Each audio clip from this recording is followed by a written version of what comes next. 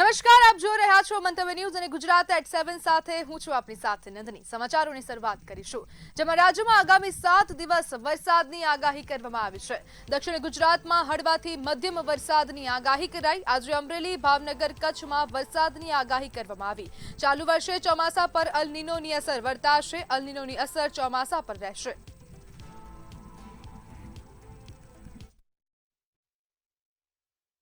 Western disturbance है जो कि नॉर्थ हरियाणा नेबरहुड पे है 3.1 और 4.5 किलोमीटर के बीच में। इसके साथ एक ट्रफ एसोसिएटेड है 5.8 किलोमीटर में, जिसकी पोजीशन है 75 डिग्री ईस्ट और 28 डिग्री नॉर्थ पे।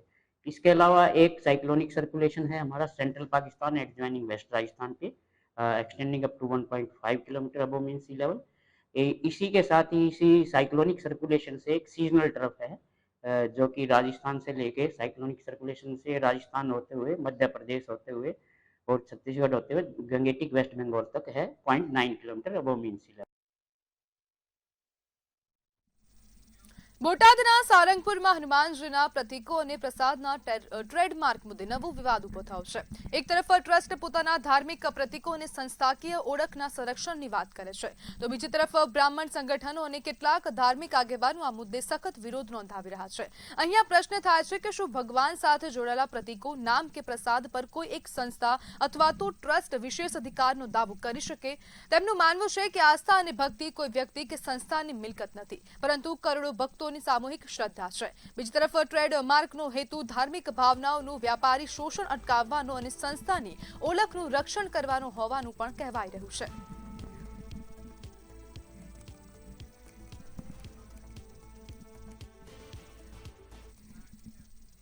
બોટાદના સાળંગપુર મંદિરમાં સ્થાપિત 54 ફૂટ ઊંચી હનુમાનજીની કિંગ ઓફ સાળંગપુર પ્રતિમા ફરી એકવાર વિવાદમાં આવી છે। મંદિર સમિતિ દ્વારા હનુમાનજીના સ્વરૂપો અને કિંગ ઓફ સાળંગપુર નામને કોપીરાઇટ તથા તો ટ્રેડમાર્ક હેઠળ સુરક્ષા આપવાનો નિર્ણય લેવાયો છે। અગાઉ ભિન્ન ચિત્રોને લઈને થયેલા વિવાદ બાદ હવે આ નવા નિર્ણયને લઈને ગુજરાતભરમાં વિરોધ અને ચર્ચા જોવા મળી રહી છે। કેમ કે સનાતન ધર્મ કોઈનો બંધાયેલો નથી। સનાતન ધર્મનો એ જે લોકોની વાત કરે છે, ભગવાન એમના એકલાના નથી, આખા સનાતનીઓનો છે, હિન્દુસ્તાનના આખા સનાતનીઓનો છે ને વિદેશોમાં વસે સનાતનીઓ છે। એટલે એમાં કોઈની એ લોકોની પરવાનગી લેવાની જરૂર પડતી નથી અને ભગવાનની જેવી શ્રદ્ધા હોય એ પ્રકારે લોકો લઈ શકે છે અને ભગવાનને આસ્થા હોય, દીર્તિ હોય એટલે એમની કોઈ પરવાનગી લેવાની જરૂર પડતી નથી। આના માટે દરેક સાધુ સંતોને અને દરેક મહાનુભાવોને સરકારને આ બીજી ત્રીજી વાર આવી સારંગપુર હનુમાનથી આવી ઘટના બની છે, એટલે સનાતન ધર્મ માટે ખૂબ જ નિંદનીય છે। એટલે આપણે સરકારને પણ વિનંતી કરીએ છીએ અને મોટા મોટા પીઠાધીશ્વરને અને મહાનુભાવોને વિનંતી કરીએ છીએ કે આ વિષયનું જલ્દથી જલ્દ નિરાકરણ લાવે। સનાતન ધર્મ છે તો દરેકના ભગવાન તો હોય જ।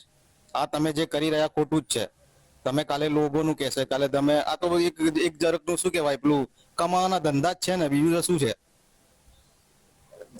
કાલે એવું કહેશે કે સારંગપુરમાં જે હનુમાન દાદા છે ખાલી અમારા જ છે, એવું ના ચાલે ને। કેવી રીતે હોય તો કે લોકો આવવાનું બંધ કરી દેશે તો શું કરશો?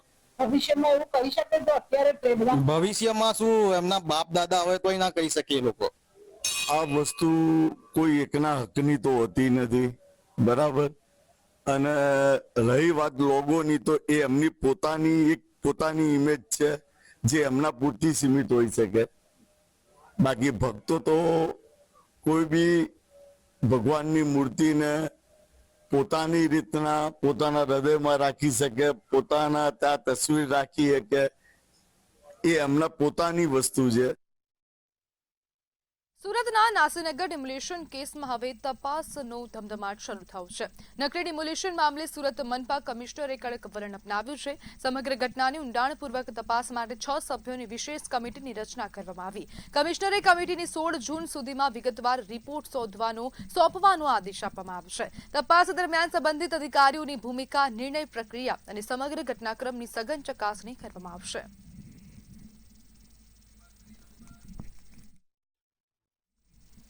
ડભોઈ તાલુકાના ભાવપુરા ગામે હાઈટેન્શન લાઇનની કેબલ નાખવાની કામગીરી દરમિયાન વીજ પોલ ધરાશાયી થતા 3 શ્રમિકોના મોત થયા.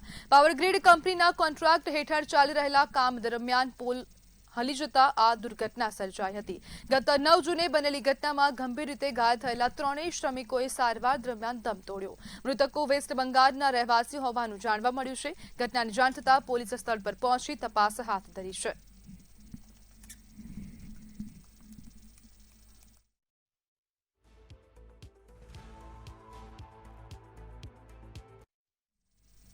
રાજકોટ જિલ્લામાં એક જ પરિવારના સભ્યો દ્વારા ઓબીસી અને એસટી બંને અનામત શ્રેણીઓનો લાભ લઈ સરકારી નોકરી મેળવ્યાના આક્ષેપો વચ્ચે નવા દસ્તાવેજી પુરાવાઓ જાહેર કરવામાં આવ્યા છે. રજૂ કરાયેલા પુરાવામાં ઓબીસી નોન ક્રિમિનલ અને પ્રમાણપત્ર, શાળાનું લિવિંગ સર્ટિફિકેટ, પિતાનું જૂનું ઓબીસી પ્રમાણપત્ર તેમજ સોગંદનામાનો સમાવેશ થાય છે. રજૂઆત કરનારાઓએ આ મામલે ગંભીર ગેરરીતિની આશંકા વ્યક્ત કરી નિષ્પક્ષ અને ઉચ્ચ સ્તરીય તપાસની માંગ કરી છે. મામલો સામે આવતા સ્થાનિક સ્તરે ચર્ચા તેજ બની છે. લગભગ 10 વર્ષની સજા એ આમાં થઈ શકે છે, કારણ કે એને જેટલા પણ દસ્તાવેજો છે એ દસ્તાવેજોમાં ખોટી સાઈનો, ખોટા સ્ટેમ્પ અને ખોટા લેટર પેડ એ બનાવેલા છે. જ્યારે એના જ ગામ માટે કે વસુંધરા ગામની જે ડેરી છે એ વસુંધરા ગામની ડેરી આ લોકો પાસે છે, આ પરિવાર પાસે છે, તેમાં પણ એને ખોટા સર્ટિફિકેટ ઉભા કરી અને જે સહકારી ક્ષેત્ર છે એ સહકારી ક્ષેત્રની અંદર પણ મોટું કૌભાંડ આચર્યું છે અને પોતે એના નામે ખોટી ડેરી પણ ઊભી કરી છે. તો આ બધાની જો તપાસ થશે તો આમાં કાયદાકીય રીતે ખૂબ ગંભીર કલમો લાગી શકે છે. વડોદરાના કરજણ વિસ્તારમાં ખાતરની અછતને લઈને ખેડૂતોમાં ભારે હાલાકી જોવા મળી રહી છે. કરજણ નગરના સંઘના ડેપો પર સવારથી જ ખેડૂતોની લાંબી લાઈનો લાગી છે. ખાતર મેળવવા માટે ખેડૂતોને વહેલી સવારથી જ લાઈનમાં ઉભા રહેવા મજબૂર બનવું પડી રહ્યું છે. બીજી તરફ પ્રાઇવેટ ડેપોમાં યુરિયા સાથે અન્ય ખાતર જોડીને આપવામાં આવતું હોવાથી ખેડૂતોમાં નારાજગી પણ વ્યાપી ગઈ છે. કાલે 6 વાગે આવીને બેઠેલા અમે લોકો, ઓછામાં ઓછી 150 થી 200 લોકો હતા. એમાંથી 50 લોકોને મળી, બાકીના અમે ઘેર જતા રહ્યા. અત્યારે 5 વાગે આવીને બેઠેલા છે. અમે દુકાન 9, 9:30 વાગે ખુલી. આજે બી સંજોગમાં આવું છે કે કદાચ 50 જ મળે, એનાથી ઉપરનો કોઈ મળે. બીજું ગઈકાલે બે આધાર કાર્ડ પર 20 ગુણ આપતા હતા, આજે 5. મગજમારી કરી તો આજે 10 કરી છે. બીજું કે સરકારી સંઘ છે તો ખાતર ફાલવાનું ઓછી છે અને પ્રાઇવેટ જે છે ને ત્યાં ટ્રકો ઉભી છે. અમે ખાતર માટે ઉભા છે, 4 વાગ્યાના ઉભા છે. અમે ખાતર આજે 10 જ આપ્યું છે, 10 જ ગુણ આપી છે. ખાતર વાળો લાઈનમાં ઉભા રહેવું પડ્યું. લાઈનમાં એક જણને એક આધાર કાર્ડ પર 10 જ આપે છે, તો પછી જોઈએ વધારે તો આપણે લેવા આવવું પડે ને. અમે સવારમાં 5, 5:30 ના ઉભા છે. આ જુઓ કેટલી લાઈન છે. ભરૂચની ઐતિહાસિક જામા મસ્જિદને લઈને ચાલી રહેલા વિવાદ વચ્ચે જિલ્લા કલેક્ટરે નવી ગાઈડલાઈન જાહેર કરી છે. સ્મારકની મુલાકાતે આવતા લોકો માટે નવા નિયમો અમલમાં મૂકવામાં આવ્યા છે, જેથી કાયદો અને વ્યવસ્થા જળવાઈ રહે તેમજ કોઈ અનિચ્છનીય પરિસ્થિતિ સર્જાય નહીં. કલેક્ટરના આદેશ અનુસાર જો મુલાકાતીઓની સંખ્યા વધુ વધે તો તબક્કાવાર પ્રવેશની વ્યવસ્થા કરવામાં આવશે. જામા મસ્જિદમાં કાયદો અને વ્યવસ્થા જળવાઈ રહે તે માટે પોલીસ અને વહીવટીતંત્રને કડક સૂચનાઓ આપવામાં આવી. નિયમ ભંગ કરનાર સામે કાયદેસરની કાર્યવાહી કરવામાં આવશે.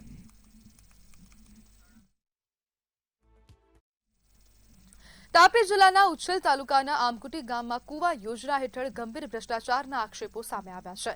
લાભાર્થી કુસુમ વસાવાના નામે વર્ષ 2021માં કુવો મંજૂર થયો હોવા છતાં સ્થળ પર કામ પૂર્ણ ન થયું હોવાનો આરોપ છે. આ મામલે થયેલી ફરિયાદ બાદ વિજિલન્સ તપાસ શરૂ થતા હવે લાભાર્થીના મૃત્યુના 5 વર્ષ બાદ સ્થળ પર રાતોરાત કુવો ખોદવાનું કામ શરૂ કરાયું હોવાના દાવા કરવામાં આવ્યા છે. સમગ્ર મામલે જવાબદારો સામે તપાસ કરી કડક કાર્યવાહી કરવાની માંગ ઉઠવા પામી છે. आप जब यहाँ पे आए तो ये कुआं जो है वो कितना फीट पहले से खुदा हुआ था?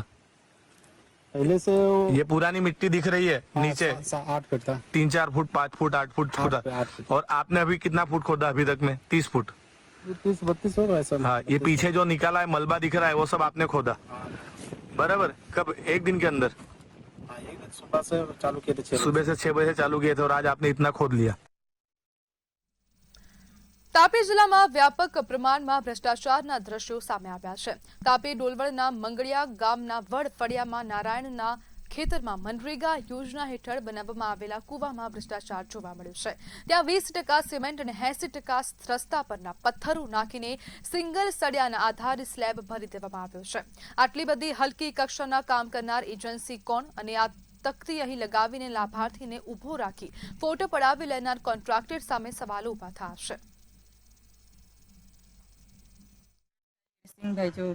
બરાબર. કઈ યોજના હેઠળ બનાવવામાં આવ્યો છે? મનરેગા યોજના હેઠળ. બેન, આ કુવાની દિવાલ તૂટી ગઈ ત્યારે તમને ક્યારે ખબર પડી? ખોયલું ત્યારે પ્લેટ ખોલી ત્યારે ખબર પડી. હવે બેન, આ કુવાનું જે તમે પ્લેટ ખોલી એટલે તમે બાંધકામ જોઈ શકો છો અત્યારે. શું કહેશો આ બાંધકામ વિશે? તો સરખી રીતે બનાવવું પડે એ લોકોએ, જે લોકોએ બનાવ્યું એ લોકોએ. કેવું તમને શું દેખાય છે? આમાં શું ભરેલું છે અંદર? પથ્થર ને રેતી ને સિમેન્ટ ને એટલું જ. પથ્થર મૂકી દીધા નીચે ને પછી ઉપરથી માલ મૂકી નાખી દીધો. બીજું કઈ કર્યું નથી. હવે આ જ્યાં ત્યાં તિરાડો દેખાઈ રહી છે. સુવર્ણ તાલુકાના મંગળિયા ગામના વડફળિયામાં અત્યારે એક ખેડૂત અમારી સાથે જે પાછળ મારી જોઈ શકો છો, એમના ખેતરમાં મનરેગા યોજના હેઠળ કુવાનું કામ કરવામાં આવ્યું. અરે કુવાનું કામ શું કરવામાં આવ્યું? એકદમ ભ્રષ્ટાચાર જ કરવામાં આવ્યો છે. 80% રસ્તા પરથી ઉચકીને નાખી દીધા પથ્થરો, પ્લેટ લગાડી દીધી, એમાં 20% જેટલી સિમેન્ટ અને એકદમ હલકી કક્ષાની રેતી નાખીને એને સ્લેબ ભરી દેવામાં આવ્યો. અને અચાનક એની એક દિવાલ ત્યાં તૂટી પડી અને દિવાલ તૂટી પડવાના કારણે આખો ને આખો ભ્રષ્ટાચાર જે છે તે ઉજાગર થઈ ગયો. ત્યારે આપણે આ ખેડૂત પરિવારને મળીને એવો આ અંગે શું કહેવા માંગે છે કે જાણે એમના સાથે તો મજાક જ કરવામાં આવ્યો છે. તો તાપી જિલ્લામાં મનરેગા યોજના હેઠળ થયેલા તમામ કામોની જો અત્યારે ચકાસણી કરવામાં આવે 2025, 26, 27 ખરેખર કરોડો રૂપિયાનો ભ્રષ્ટાચાર બહાર આવવાની પૂરી સંભાવના છે. તો તાપી જિલ્લા વિકાસ અધિકારી અને તાપી જિલ્લા કલેક્ટર આ બાબતે કોઈ કાર્યવાહી કરે છે કે નહીં તે તરફ પણ તાપી જિલ્લાના લોકોની નજર છે. બિંદેશ્વરી શાહ, મંતવ્ય ન્યૂઝ તાપી. પાટણ જિલ્લાના હારીજ તાલુકાની કુકરાણા સેવા સહકારી મંડળીમાં ₹1.20 કરોડની ઉચાપતનો મામલો સામે આવતા ચકચાર મચી છે. મંડળીના પ્રમુખ અને મંત્રીએ સભ્યોને અંધારામાં રાખી કથિત રીતે આર્થિક ગેરરીતિ આચરી હોવાનો આક્ષેપ છે. ઓડિટ દરમિયાન સમગ્ર કૌભાંડનો ભાંડો ફૂટ્યો હતો, જ્યારે તપાસમાં ઉચાપત કરવામાં આવી હોવાની કબૂલાત પણ સામે આવી છે. સમગ્ર મામલે મંડળીના પ્રમુખ અને મંત્રી સામે ફરિયાદ નોંધાઈ છે અને વધુ તપાસ હાથ ધરવામાં આવી છે.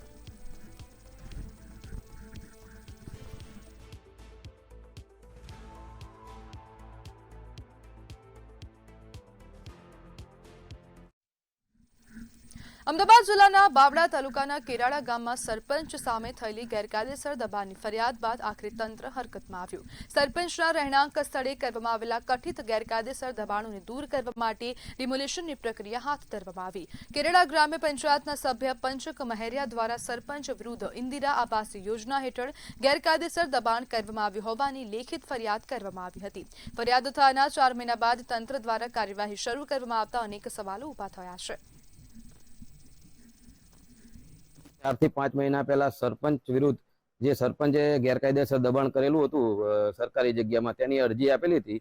પણ 4 મહિના પછી તંત્ર જાગીને શુક્રવારના રોજ દબાણને ડિમોલિશનની કામગીરી કરી છે, પણ હજુ અધૂરી કામગીરી કરેલ છે. જો શનિ રવિની રજા છે, જોઈએ હવે સોમવારે તંત્ર પૂર્ણ કામગીરી કરે છે કે કેમ નહીં. આની સિવાય પણ અમે ગૌચર અને સરકારી જગ્યામાં જે દબાણ કરેલું છે તેની પણ અરજી કરી છે. વડોદરાના મગરપુરા વિસ્તારમાં 2 યુવકોએ અલગ અલગ સ્થળે આત્મહત્યા કરતા ચકચાર મચી છે. બંને યુવકો એક જ ભાડાના રૂમમાં સાથે રહેતા હતા, જેમાં એક યુવકે રેલવે સ્ટેશન પર ટ્રેન સામે ઝંપલાવી જીવન ટૂંકાવ્યું, જ્યારે બીજા યુવકે પોતાના રૂમમાં આત્મહત્યા કરી હતી. બંને મૃતકો મૂળ બિહારના રહેવાસી હોવાનું સામે આવ્યું છે. આ દરમિયાન તેમના ત્રીજા મિત્રએ પણ 2 દિવસ અગાઉ બિહારમાં આત્મહત્યા કરી હોવાનું જાણવા મળ્યું અને ત્રણેય ઘટનાઓ વચ્ચે કોઈ સંબંધ છે કે નહીં તે દિશામાં મગરપુરા પોલીસ વધુ તપાસ કરી રહી છે.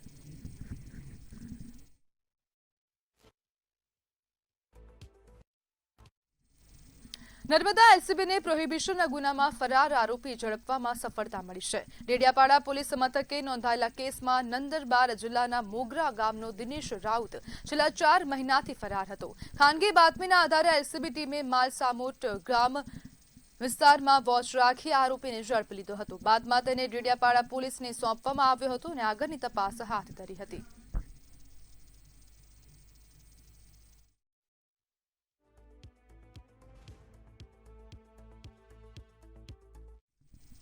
માલપુર 4 રસ્તા પાસે પોલીસની સ્પેશિયલ ડ્રાઈવ દરમિયાન આઈસર ટેમ્પામાં 128 ડેસિબલના ઊંચા અવાજે ડીજે સિસ્ટમ વગાડાતા ઝડપાયા હતા.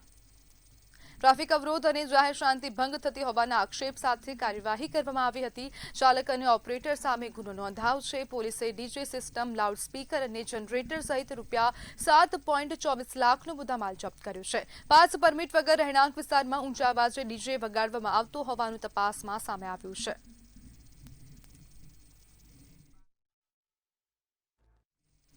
અમદાવાદમાં ચોમાસા પહેલા જ પાણીજન્ય રોગોએ માથું ઊંચક્યું છે. સોલા સિવિલ હોસ્પિટલમાં છેલ્લા 15 દિવસમાં ઝાડા, ઉલટી અને તાવના 85 સેમ્પલ લેવાયા, જેમાં ટાઇફોઇડના 10 કેસ નોંધાતા આરોગ્ય વિભાગ પણ ચિંતિત બન્યો છે. જ્યારે ઓપીડીમાં દર્દીઓની સંખ્યામાં ભારે વધારો થયો છે. છેલ્લા 2 સપ્તાહમાં ઓપીડીનો આંક 25,000ને પાર પહોંચ્યો છે. તેમજ 2,288 દર્દીઓને દાખલ કરવાની ફરજ પડી છે. ડેન્ગ્યુ અને મલેરિયાના કેસોમાં પણ વધારો જોવા મળી રહ્યો હતો. ડેન્ગ્યુના 1200 જેટલા સેમ્પલ લેવામાં આવ્યા, જેમાંથી 16 પોઝિટિવ આવ્યા છે, જ્યારે મેલેરિયાના 1,212 સેમ્પલ લેવામાં આવ્યા. ખાસ કરીને નાના બાળકોમાં ઝાડા ઉલટીના કેસો વધુ જોવા મળી રહ્યા છે. પીડિયાટ્રિક વોર્ડમાં 10 જેટલા બાળકો સારવાર હેઠળ દાખલ છે. સ્પેસિફિક આપણે ગણીએ તો ઝાડા ઉલટીના અને ડેન્ગ્યુના અને ટાઇફોઇડના એવા કેસોમાં થોડો વધારે જોવા મળે છે. લાસ્ટ 15 દિવસમાં આપણે ગણીએ તો 25,000ની ઓપીડી છે, જેમાંથી 2,200-2,300 જેટલા આપણે ઇન્ડોર કરેલા છે, અને એમાં ડેન્ગ્યુના 16 કેસ છે, મેલેરિયાના 12 છે, અને ડાયરિયા, ઝાડા ઉલટીના બધા થઈને 85 કેસીસ જોવા મળે છે આપણે ત્યાં. બનાસકાંઠા જિલ્લા શિક્ષણાધિકારી દ્વારા વસ્તી ગણતરી કામગીરીને લઈને બહાર પાડવામાં આવેલા પરિપત્રને લઈને વિવાદ ઉભો થયો છે. પરિપત્રમાં વસ્તી ગણતરીમાં જોડાયેલા શિક્ષકોની કામગીરીને ઓન ડ્યુટી નહીં ગણાવવાની અને શાળાના સમય બાદ આ કામગીરી કરવાની સૂચના આપવામાં આવી હોવાનું જાણવા મળ્યું છે. આ મુદ્દે શિક્ષક સંઘે ઉગ્ર વિરોધ નોંધાવ્યો છે અને પરિપત્ર પરત ખેંચવાની માંગ સાથે કલેક્ટરને પણ રજૂઆત કરી છે. 2 દિવસ પહેલાં માનનીય પ્રમુખ શ્રી બનાસકાંઠા જિલ્લા પંચાયત શ્રી વસંતભાઈ પુરોહિત સાહેબની અધ્યક્ષતામાં જિલ્લાના પ્રાથમિક શિક્ષણ વિભાગના તમામ અધિકારીઓની એક મિટિંગ કરવામાં આવેલી, જેમાં બનાસકાંઠા જિલ્લામાં શિક્ષણના સુધારણા માટે શું કરી શકાય એના અનુસંધાને જિલ્લાની અંદર શિક્ષકો જ્યારે શૈક્ષણિક કાર્ય કરતા હોય ત્યારે પોતાનો મોબાઈલ પોતાની પાસે રાખી શકશે નહીં, એ આચાર્ય પાસે જમા કરાવવાનો રહેશે એવો એક નિર્ણય કરવામાં આવ્યો છે. સાથે સાથે જ્યારે ટેકનોલોજીનો ઉપયોગ કરવાનો થાય ત્યારે એ આચાર્ય પાસેથી પોતાનો મોબાઈલ લઈ શકે છે.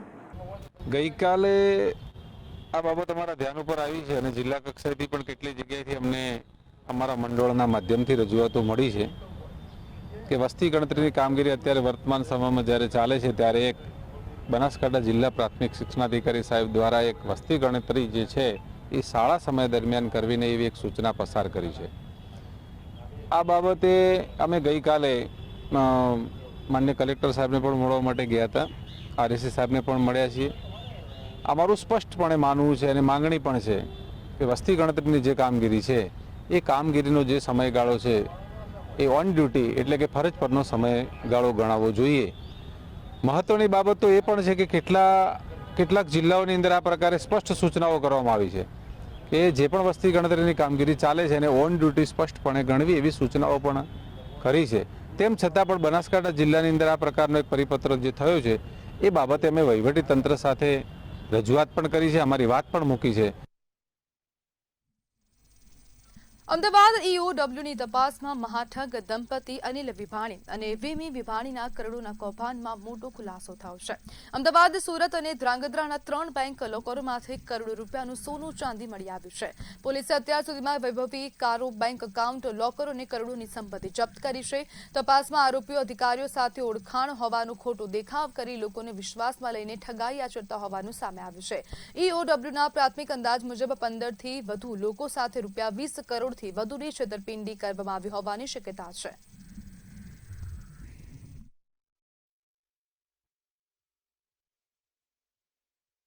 જે બંને પતિ પત્નીના સંયુક્ત નામે લોકર છે એ લોકરની તપાસ કરતા તેમાંથી કુલ 4 કિલો 450 ગ્રામ એટલે કે 4.5 કિલો જેવું સોનું મળી આવેલું છે અને ચાંદી પણ તેમાં મળી આવેલી છે, જે ચાંદી 850 ગ્રામ જેટલી છે. આમ બંનેનું કુલ વેલ્યુ કાઢતા 6 કરોડ 30 લાખ રૂપિયા જેટલી રકમ થાય છે. ત્યારબાદ તેઓનું અન્ય એક લોકર સુરત ખાતે Mehsana urban cooperative bank Rander Adajan ખાતે હતું. તે લોકરની ઝડપી કરતા તેમાંથી પણ 260 ગ્રામ જેટલું સોનું પ્રાપ્ત થયેલું છે અને ચાંદી પણ 260 ગ્રામ મળી છે, જેની અંદાજિત કિંમત 30 લાખ રૂપિયા જેટલી થાય છે.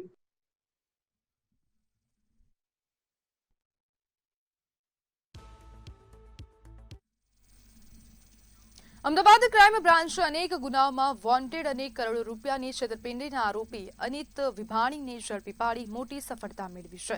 આરોપી પાસેથી 1 કરોડથી વધુનો મુદ્દામાલ જપ્ત કરવામાં આવ્યો છે, જ્યારે અનેક અન્ય છેતરપિંડીના કેસોની તપાસ પણ તેજ કરવામાં આવી છે. પોલીસ તપાસમાં આરોપી પાસેથી અંદાજે 433.26 ગ્રામ સોનાના દાગીના, 151 ગ્રામ ચાંદીના દાગીના, રોકડ રકમ અને અન્ય કિંમતી વસ્તુઓ મળી આવી હતી. આરોપી દ્વારા કરોડો રૂપિયાની ઠગાઈ આચરવામાં આવી હોવાનું બહાર આવ્યું છે.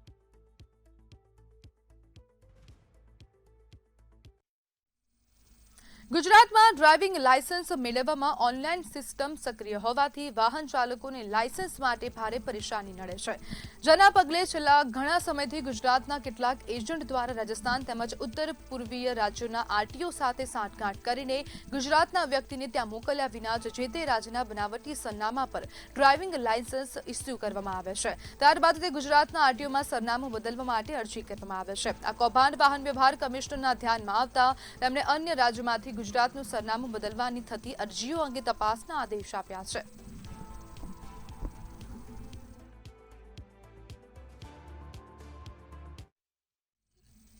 વડોદરાના સાવલી ખાતે અંધારવાડી ગામની સીમમાં ભેંસનું મારણ કરવામાં આવ્યું હતું. સાવલી તાલુકાના અંધારવાડી ગામે ભેંસ મૃત હાલતમાં મળી આવી હતી. ભેંસના શરીર પર હુમલાના સ્પષ્ટ નિશાન જોવા મળ્યા હતા. દીપડાએ મારણ કર્યું હોવાની ચર્ચા પણ વ્યાપી ગઈ છે. ઘટનાની જાણ થતાં ગ્રામજનોના ટોળે ઘટના સ્થળ પર ઉમટી આવ્યા હતા. પશુપાલકોમાં ભય અને ચિંતાનો માહોલ જોવા મળી રહ્યો છે. ગ્રામજનોને રાત્રિના સમયે સાવચેતી રાખવા અપીલ કરવામાં આવી છે.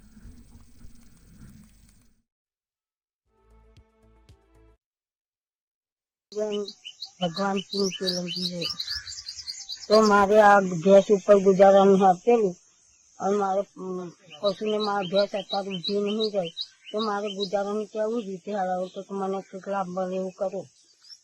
સેનાએ હુમલો કર્યો છે? આ સેનાએ હુમલો કર્યો છે અને રાત્રે નદી વાજાને હુમલા સમય મેં મારી નાખ્યું છે. પશુ કયા જાનવર દ્વારા હુમલો કરવામાં આવ્યો છે એવું કઈ ખબર છે? રોજ મિલી સાહેબ ના ગઈ એટલે મને શું ખબર પડે. ચિત્તા જે મને ખબર મને હું એકલી હતી મને બીક લાગી એટલે હું આગળ ગઈ ને ધાબા ઉપર જાતી મારીને જોયું નાખ્યું પણ હું એમ કેવી રીતે જોવા દઉં. કેટલા પશુઓ પર હુમલો કર્યો છે ટોટલ? 3 પશુ ઉપર હુમલો કર્યો. પંચમહાલ શહેરના ધારાસભ્ય જેઠા ભરવાડ આજે શહેરના સલામપુર ગામે સિનિયર સિટીઝનોની મુલાકાતે પહોંચ્યા હતા. વડાપ્રધાન નરેન્દ્ર મોદી સરકારના સફળતાપૂર્વક 12 વર્ષ પૂર્ણ થતા ધારાસભ્યએ ગામના સિનિયર સિટીઝનોની મુલાકાત લીધી હતી. સિનિયર સિટીઝનોની મુલાકાત દરમિયાન ધારાસભ્યએ વડાપ્રધાન મોદીના નેતૃત્વમાં કેન્દ્ર સરકાર દ્વારા કરવામાં આવતી કામગીરીની વિસ્તૃત માહિતી આપી હતી. તેમજ વિવિધ જનકલ્યાણકારી યોજનાઓ વિશે પણ વરિષ્ઠ નાગરિકોને માહિતગાર કર્યા હતા.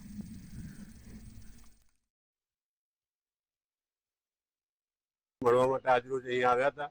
માન્ય નગરપાલિકાના માજી પ્રમુખ સોમભાઈને મળ્યા.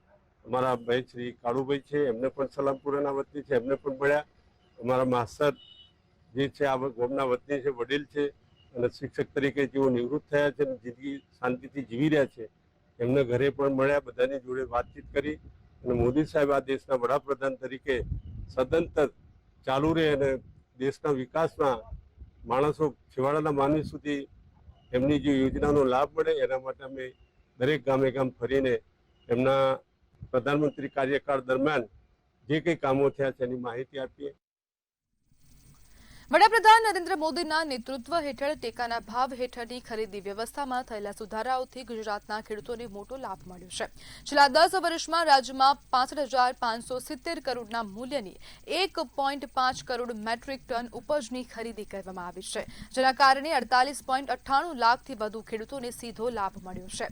મગફળી, કપાસ, ચણા અને તુવેર સહિતના પાકોની વિક્રમી ખરીદીથી ખેડૂતોની આવકમાં વધારો થયો છે. ડીબીટી મારફતે સીધી ચૂકવણી અને એમએસપીમાં નોંધપાત્ર વધારાથી ખેતી વધુ નફાકારક બનતા ગ્રામ્ય અર્થતંત્રને મજબૂતી મળી છે.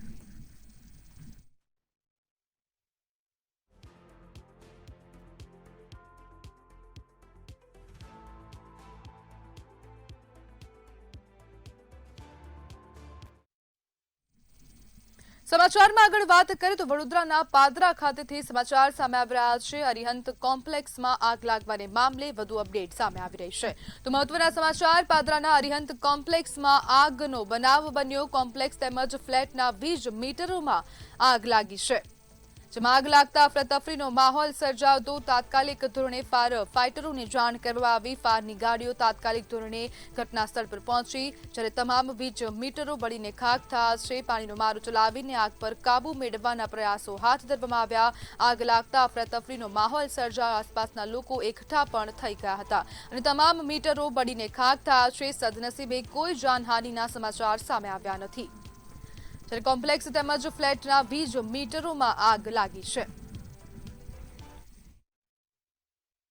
પાદરા ઘનશ્યામનગરની પાછળ અરિહંત કોમ્પ્લેક્સ જે છે એમાં કોઈ શોર્ટ સર્કિટ અથવા તો કોઈ બનાવના આધારે આખા કોમ્પ્લેક્સના જે મીટરો છે એમાં આગ લાગી હતી અને સ્થાનિક લોકોએ મને જાણ કરી એટલે તરત હું આગળ આવી, જીબીને બોલાવી, ફાયર ફાઇટરને બોલાવી અને આગની ઘટનાને શાંત પાડી છે. હાલ શું પરિસ્થિતિ છે? હાલ પરિસ્થિતિ બહુ કંટ્રોલમાં છે. કોઈ જાનહાનિ નહીં, કોઈ માલહાનિ નહીં, ખાલી જીબીના મીટરો બધાના જે કોમ્પ્લેક્સમાં છે એ ભરી ગયા છે. તો ગુજરાત@7 માં હાલ બસ આટલું જ. વધુ માહિતી માટે જોતા રહો મંતવ્ય ન્યૂઝ. નમસ્કાર.